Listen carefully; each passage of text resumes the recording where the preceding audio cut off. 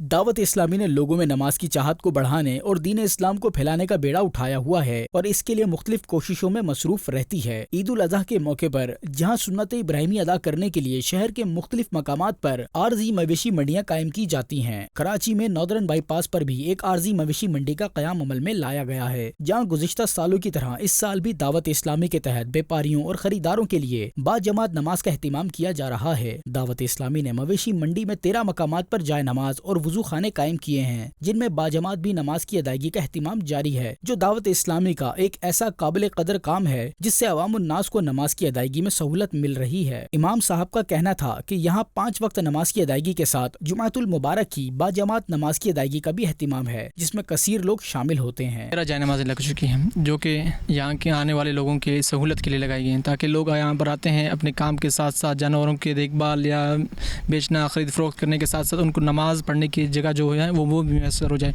ये भी अल्हम्दुलिल्लाह दावत इस्लामी भी इस काम में बहुत आगे है। मदनी चैनल के नाजरीन, ये है आपकी दावत इस्लामी, जो मुख्तलिफ मौक़ों पर आशिकान रसूल में दीन की चाहत को बढ़ाने के लिए इक़दामात करती रहती है। तो आप भी दीनी और फलाही कामों को बढ़ाने के लिए नेकी के कामों में दावत इस्लामी का साथ दें।